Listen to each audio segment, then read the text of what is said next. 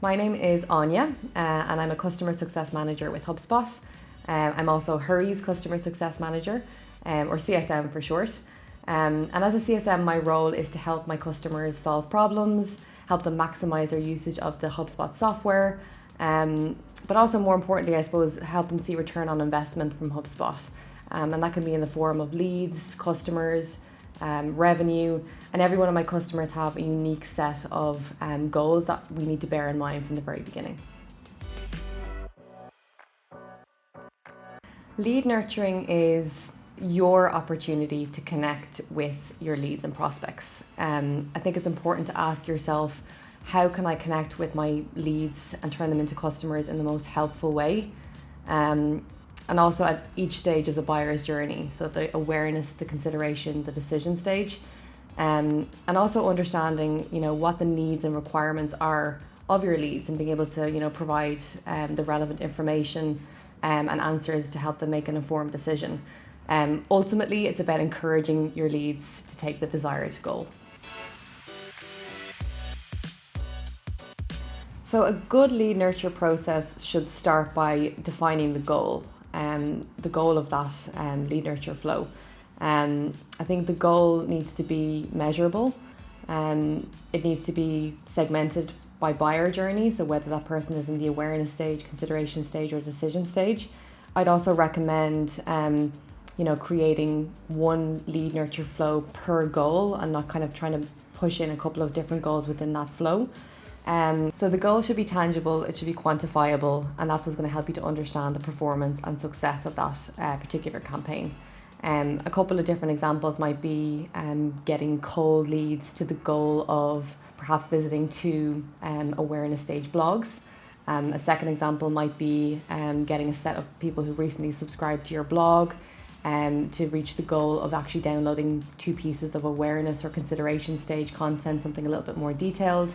And then a final example might be, getting your marketing qualified leads to take the action of actually booking a demo or scheduling a meeting with your sales team.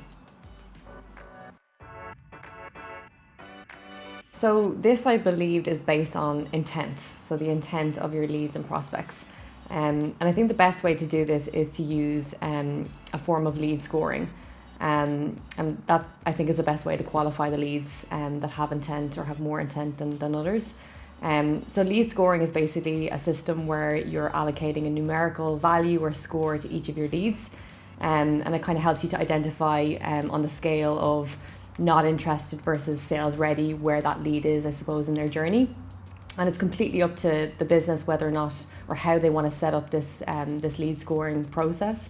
I think the main thing to remember is that sales and marketing need to be aligned on it and they need to be working off the same scale. Otherwise, it's not going to work. And your lead scoring can be based on a number of different things. For example, the actions that somebody may have taken on your website or on your content, the information they may have provided via a form, as well as the engagement they might have had with your brand in the past. All of this is going to help you with placing a score on each lead. And ultimately, the higher the lead score, the closer that lead is to sales qualified.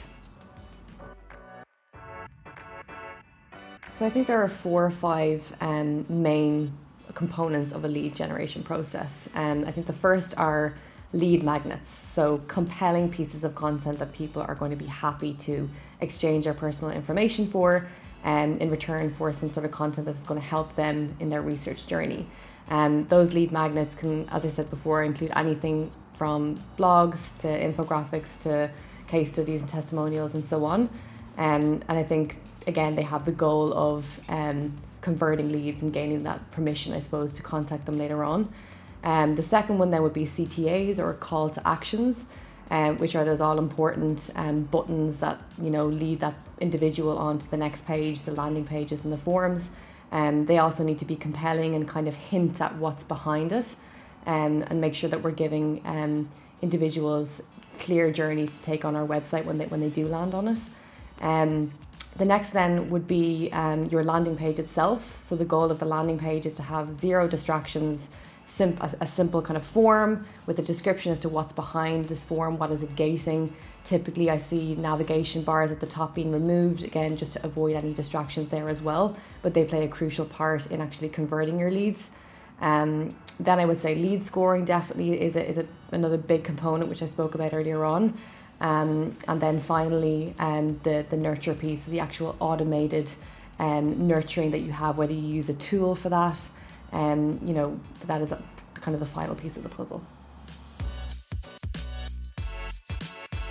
So using lifecycle stages is one of the most important parts of your lead nurture efforts.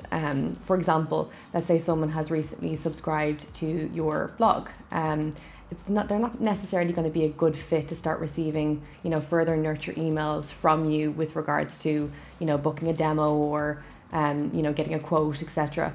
Those people probably should be nurtured with more high-level content, like further blogs or even some high-level content that they can download. Typically as well, what I see in terms of the most commonly used lifecycle stages would be beginning with subscriber, from there moving to lead, from there to marketing qualified lead, followed by sales qualified lead, opportunity and customer. And I think that we need to kind of bear each of those stages in mind when it comes to our lead nurture efforts. Yeah, I suppose I think I have kind of one main takeaway there, and I think that is that we must give before we ask. And what I mean by that is I think that we should be providing kind of freely accessible content to our users, to our prospects and leads before going straight in and kind of gating all of our content straight away. We need to start building up that trust that we are, a thought leader in our industry. We kind of know what we're talking about, and start to build that relationship. And then over time, we can start providing more valuable content, which we can gate. And I think our leads will feel more comfortable giving their contact details if we kind of follow that process.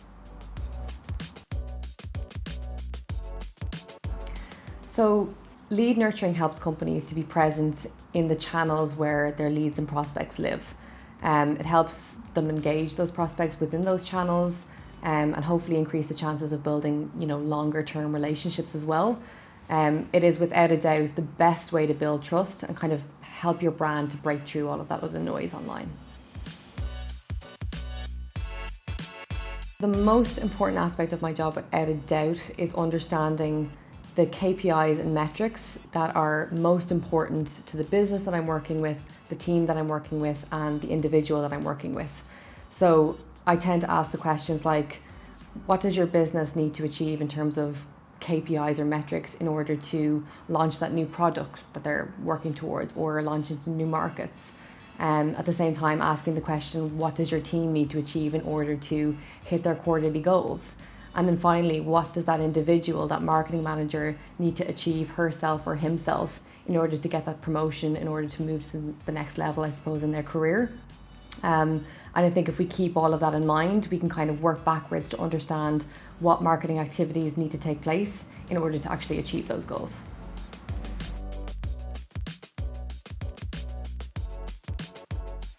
Yeah, so there's a couple of kind of go-to resources that I tend to lean in on. The first would be the Hubspot Academy. So Hubspot Academy is like your library of resources around marketing and inbound marketing. It includes tutorials, lessons, and so on about the kind of most topical areas within marketing at that moment in time. And it's constantly refreshed. Every year the content is updated to make sure that it is relevant. I think on top of that, then the Hubspot blog is a great one as well to lean in on. Again, there's new content being posted there every few weeks as well. I love to dip into some like LinkedIn user groups too to understand, what our prospects and customers are speaking about in terms of lead generation, what kind of challenges they have or face, what kind of problems that they're feeling, and just to make sure that I'm informing myself as well of those things. And I think then finally, looking at the HubSpot certified partners and agencies as well, checking out their websites and understanding what kind of content that they're producing is a really great way to educate yourself around lead generation.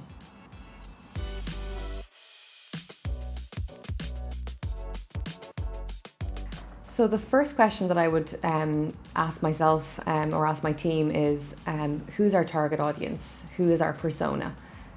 What kind of challenges or pain points do they face? What are their frequently asked questions online? Where do they go to consume information, and how do they like to be connected with? I'd also look at who our competitors are as well and what our competitive advantage is. At the same time, then understanding what kind of content and messaging we want to put out there as well, what kind of tone of voice that we want to perceive, what kind of keywords that we want to rank for. I think looking as well at how much we want to spend on each campaign as well is really important too. And finally, how we're going to actually measure and track each of those lead generation campaigns.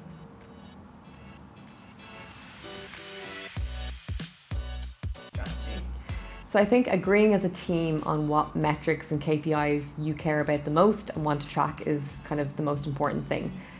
Whether that is the sessions that you generated, the leads you generated, the opportunities, the deals, the revenue.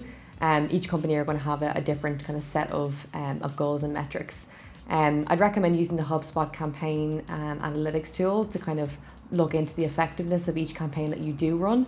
And it might also be worth, drilling into some metrics like, email metrics, for example, understanding what the click-through rate looked like for that particular campaign, or the bounce rate. And at the same time, looking at maybe the sources as well. So what sources, whether it was social media or, other methods of lead gen are you using in order to actually most successfully connect and engage with your prospects?